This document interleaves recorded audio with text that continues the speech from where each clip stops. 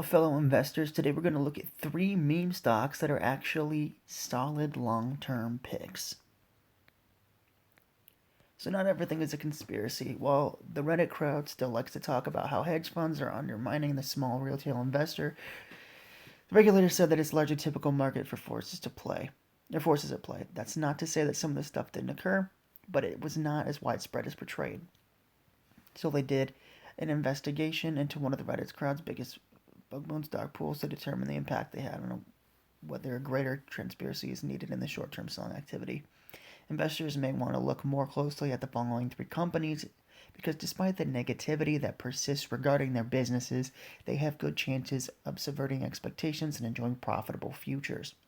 First off is Bed Bath & Beyond. Home goods retailer Bed Bath & Beyond disappointed the market last month with the fiscal second quarter earnings report that was weaker than expected. Management attributed that partly due to the sharp Delta variant surge in the COVID-19 cases, keeping weary shoppers away from its stores. Comparable store sales fell by 1% for the period. Net sales plunged 26%. The quarter started off strong. CEO President Mark Triton said things fell off during what is usually a key period for the chain. In August, the final and largest month of our second fiscal period, traffic slowed significantly and therefore sales did not materialize as we anticipated.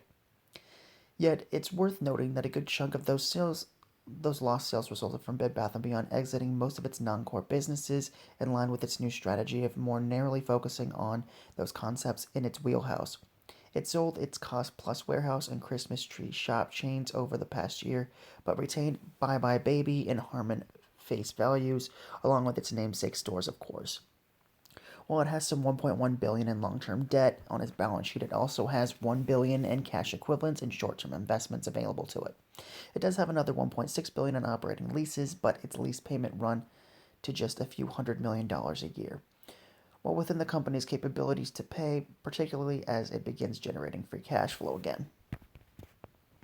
Because it has invested heavily in its e-commerce platform and its supply chain, its now narrower focus should allow it to return to its preeminent position atop the home goods industry. So guys, I don't have a problem with Bed Bath & Beyond. It is a meme stock. Just in my personal life, I have seen Bed Bath & Beyond stores closing. We had one here that did get shut down, but that doesn't mean that it's like that everywhere, and it makes sense that they could be trimming some of those lesser profitable stores and focusing more on the e-commerce aspect of their business. So it looks like they are down in the short term, but that doesn't mean that the long-term changes won't pay off. Next, we've got GameStop. This is definitely a meme stock. One of the original meme stocks and major focuses on the SEC's investigation in potential trading irregularities, GameStop, ticker symbol GME, is at once one of the most promising companies and also one of the riskiest. Chairman Ryan Cohen is attempting to engineer an audacious turnaround, taking the retailer heavily invested in its brick-and-mortar footprint and transforming it into an asset-light operation that's geared more toward being a consumer-facing online business. He's already cleaned house of the C-suite, bringing in carload of executives from Amazon and Alphabet betting on their digital expertise to help him prevent GameStop from becoming obsolete as more gaming moves online. It's starting off its attempted transition into the Amazon of gaming on the right foot, having used the trading frenzy earlier this year to raise enough cash to pay off all of its debt. The pandemic also proved GameStop retains plenty of mindshare in the gaming public. The stampede for games during the COVID-19 lockdown periods last year showed that people still consider it a go-to place for games and hardware. A loyal cadre of investors has kept GameStop's stock elevated far above what it was a year ago and probably where it should be based on the current status of the business. But if Cohen and the company can pull it off, the video game retailer's future could be bright indeed. So guys, of course, everybody knows GameStop. I saw people on Facebook talking about it that I had never heard talking about investing before. So you know that when non-investors are talking about it, it definitely does make a big splash. So I don't have problems with GameStop. I owned it at one point, and I did get a pretty decent profit. That was before it really took off. This was a year and a half before it took off. But I do like GameStop. I like going in there, seeing their merchandise. They do have a lot of really interesting different products based on gaming, like t-shirts, mugs, keychains, stuff like that.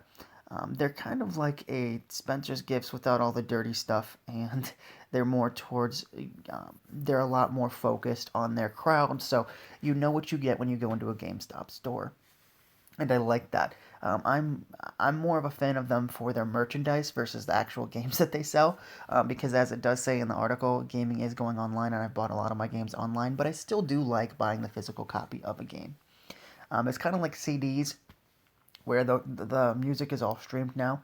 But for me, there's just there's a certain feeling you get when you get to go to a store and buy a CD, open it up, look at the case, like read through the lyrics and the book, stuff like that. There's just a certain feel to that, being able to physically buy music. I think there's enough of a crowd that likes to do that with games as well, and I think that will help GameStop. I do think that they're doing the right thing. They used, from what it said in the article, they used the hype to pay off all their debt, so they should be debt free now, and that's going to help them a lot in bringing in the right people from Amazon and Google, which is Alphabet. Um, that will help them in the long term as well. So they use the hype to really clean up their business. Next, we have Plug Power. For hydrogen fuel cell developer Plug Power, the point where its business will achieve critical mass always seems to be around the next corner, and investors end up disappointed. Yet, there are reasons to be hopeful. It handedly exceeded its second quarter guidance for gross billings, with 126.3 million coming in, up 74% from a year ago. This shipped 3,666 GenDrive material fuel cell products, as well as 16 hydrogen infrastructure systems, though its financial performance is still hindered by the pandemic and related issues, as well as the transition away from the industrial gas supplier that was hiking prices. Although that was a setback, it should position Plug Power for more sustainability. Still, the fuel cell maker has years of long string in losses as it repeatedly resorted to dilutive shares, offering to keep going. As we saw, GameStop issuing new stock isn't itself terrible, but if it proceeds, are put to a good purpose, but it's often not. Plug Power secondary offerings have simply been to keep the lights on. With that said, we recognize the risk in additional stock offerings in the future. Hydrogen fuel cells are variable way to power all manner of vehicles and equipment.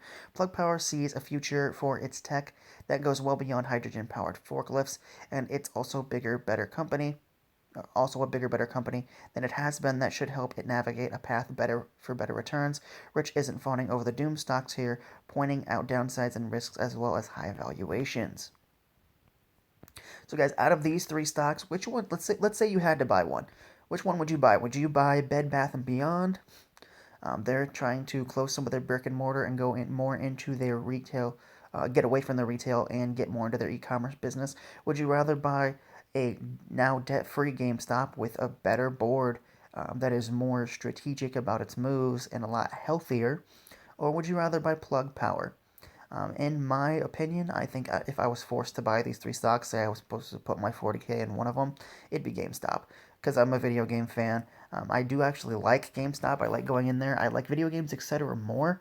But I do like GameStop and their merchandise. So definitely I'd be putting money into GameStop. But guys, let me know which one of these three meme stocks you guys possibly are invested in. Let me know which one is your favorite stock. And if you had to put money into it, let me know which one it would be. Thank you guys so much for watching. These were three meme stocks that are actually solid long-term picks. So there's actually hope for these stocks. So it's not all hype when it comes to these options. So thank you guys so much for watching, and I'll see you guys in the next video. Take care.